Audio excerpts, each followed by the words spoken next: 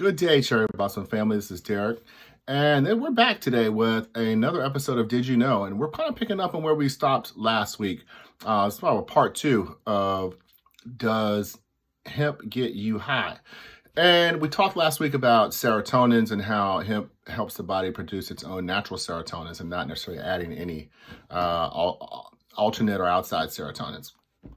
So this next step is the next kind of progression in this is talking about spectrum.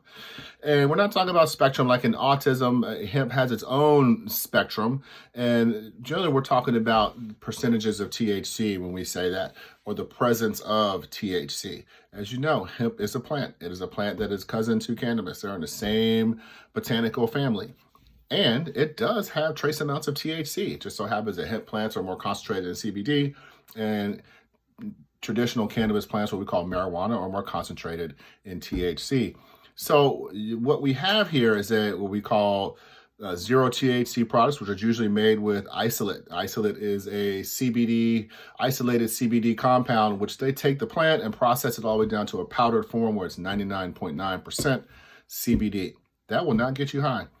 And then we have broad spectrum products, which are not necessarily processed to a powdered form, but they are processed to the point where they are in oil and further to where their THC has been removed, any trace amounts of THC. As you know, in the United States, we are allowed to have 0.3% THC in consumable hemp products or CBD products.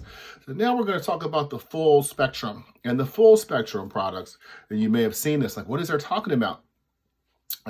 Full spectrum products are representative of the plant as a whole.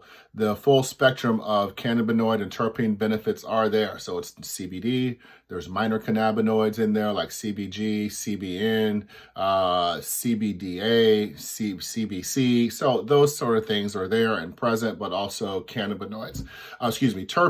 And all those things are playing a part in your experience.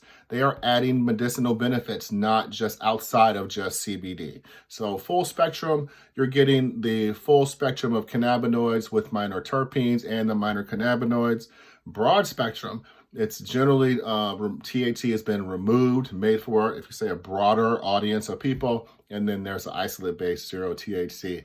None of these should get you high, even the ones in full spectrum, which does have trace amounts of THC in it, but not enough to even get a cricket high. So in this answer, no. In full, broad, or zero THC or isolate-based products, they will not get you high. And next week, we'll be back with part 3 to talk about the new cannabinoids. Until then, we'll see you.